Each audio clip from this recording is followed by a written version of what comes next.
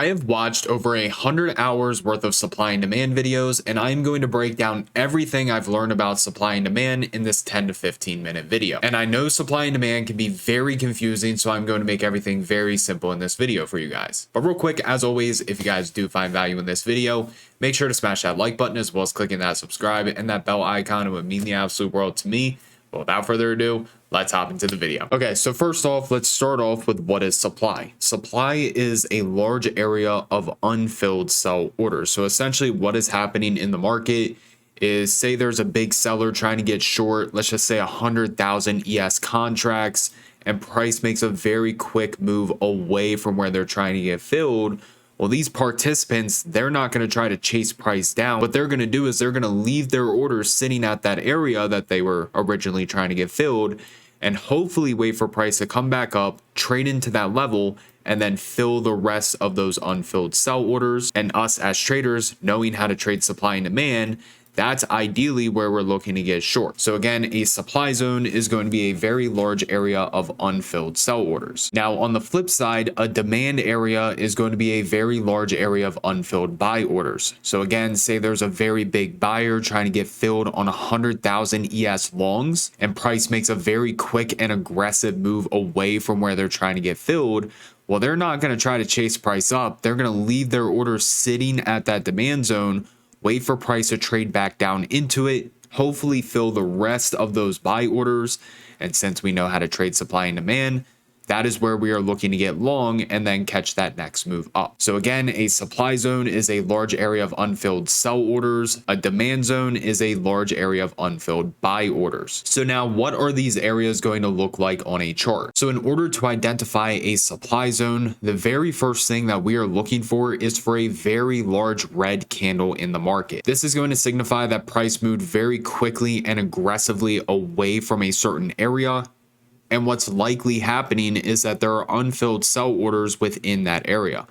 So once we identify our very large red candle, the very next thing that we are looking for is for a small green candle right next to that large red candle. If this candle right here is red, it is not a supply zone. It has to be a small green candle and then a very large and aggressive push to the downside. Now, if you get these two things, a supply zone is validated. So what we are looking for the supply zone, and it really depends on the wick of the red candle and the green candle. If the green candle's wick is higher than the red candle's wick, we are then going to mark the very beginning of that green candle's wick. Now, if the red candle's wick is higher than the green candle, we are actually going to start the supply zone at the top of that red candle.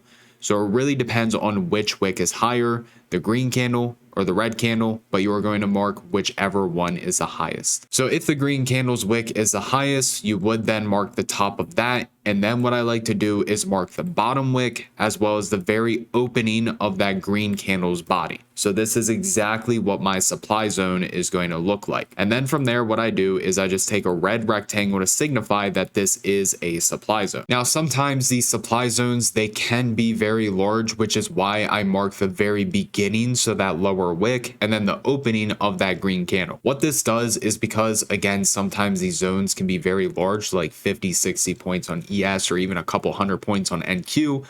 I'm not trying to sit here and watch this entire zone for a reject as we continue to grind higher and higher. The two main points that I am going to be looking for a reject in a supply zone is the very beginning of the body and then the very beginning of that lower wick. That gives us two specific areas inside of that supply zone to watch for a reject instead of a very large zone. Now, if the zone is only like 3 or 4 points, then obviously I'll watch the whole thing. But again, once we start getting into those larger 30, 40, 50 point zones on ES or even larger on NQ, I'm really only interested in here and right here. So then what we are looking for at this point is for price to trade back up into the beginning of the zone. Again, either that lower wick or at the opening of the body. And then we are going to look for bearish price action within this area. So let's just say we had this very large aggressive move down. We found our supply zone. Price is slowly starting to trade back up into it. And then as we get into the very beginning of that zone, let's just say that we get like a bearish hammer or something like this. We hit the beginning of it and then we wick off of it. And then also on top of that, we start to get an elevation in the red volume. What that is signifying to me is that these sell orders that were unfilled over here are now beginning to get hit over here. So the fact that we came right up into the beginning of the zone, we got bearish price action with the elevation of volume, that to me confirms to get short with a stop loss set right above this high. So the candle that confirms for your entry to get short, your stop loss is always going to be right on the opposite side. So again, with a supply zone, find the small green candle, the very large aggressive flush to the downside, mark the lower wick to the upper wick, ideally watch the lower and then the open of the body, wait for price to trade up into it, look for bearish price action, bearish volume, and then from there you can look to get short. Now, as far as a demand zone, what we are going to be looking for is we are actually now going to be looking for a smaller red candle. And then after that, a very large and aggressive green candle to the upside. So the easiest way to find this is first off, identifying a large green candle in the market. If you identify your large green candle, then look one candle to the left. And if it is a smaller red candle in comparison to the large green candle, that is going to be your demand zone. Now, when it comes to marking your demand zone, again, it really depends on which wick is lower. If the green candle's wick is lower like this, you're going to start your demand zone at that lower green wick. However, if the red candle's wick is lower, you're going to start your demand zone at the bottom of that red candle. So let's just say the green candle has the lower wick, the red candle, let's just put it somewhere up there. We are going to mark the bottom of this green candle, and then we are going to mark the open of this red candle. Now, let's just say that there's also like a very small upper wick right there. You are also going to mark the very beginning of that wick right here. So now this is going to be your demand zone from this lower green wick all the way up into the top of this red candle's wick. Now, just like the supply zone, I mean, ideally what we're going to be watching, especially if we start to get into larger zones, is for price to react to the very beginning of this wick right here on the red candle, and then the open of this red candle right here. Because once you start getting into the larger zones, I'm not going to be watching 30, 40, 50 points for price to eventually bounce. I want to watch these two specific levels to see how price reacts. And through my time trading supply and demand, I've noticed that a majority of the time, these are actually the levels that we get the reaction in the market. So once we mark this all out, we then want to take our rectangle, mark it from that low to this high point right here, and then you project it to the right. So what this is telling us is price made a very quick and aggressive move to the upside, leaving potentially unfilled buy orders. Again, if there's a very large fund trying to get filled on a large amount of orders to the upside on ES, they're not going to market order those trades. They're going to leave them here. They're going to let them wait, and they're going to wait for price to trade back into this demand zone. And we are going to be looking for the same exact thing. Price come into it, ideally the beginning of the zone right here.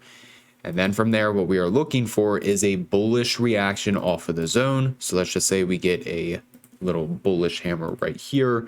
We wick right off of it. We get the elevation and volume, all that good stuff.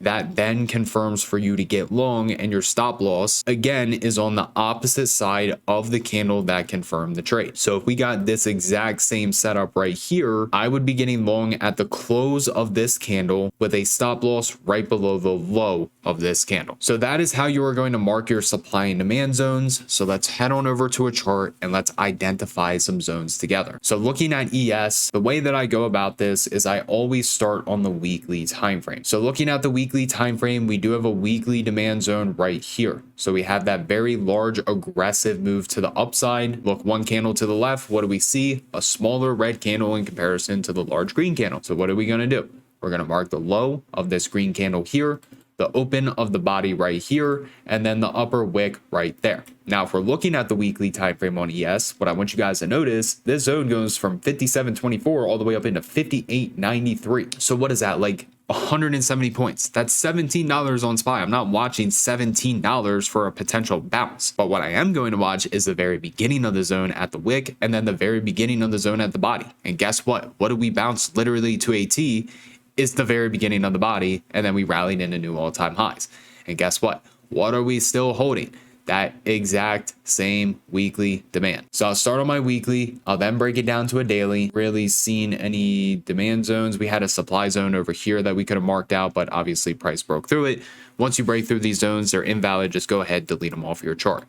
So we did end up having this small supply zone over here, but again, price broke above it, therefore it's no longer valid. So after I mark these zones on the daily, I'll then break it down to a 4 hour. And there was actually a 4 hour demand zone that I was watching earlier today. Unfortunately, we just didn't trade into it. We did have this 4 hour demand zone right here. I might have said demand over here. I meant supply. We had a 4 hour supply zone right here. But here's our 4 hour demand. And guess what? What did we come down to earlier in the morning and bounce right out of? This exact same 4 hour demand zone. Very large green candle, very small red candle. Price makes that move away, pulls back to it. What's it do? Reacts right off the very beginning of the zone, rallies from about 59.38 all the way up into like 59.73, which is going to be what, like 35 points, maybe a little more. But anyways, if we break it down to a smaller time frame, because we did react out of it in the morning as well, here's when we actually hit it and bounced yesterday. Came down to it again, boom, a little lower, boom, a little lower, boom, and then eventually we took out the zone.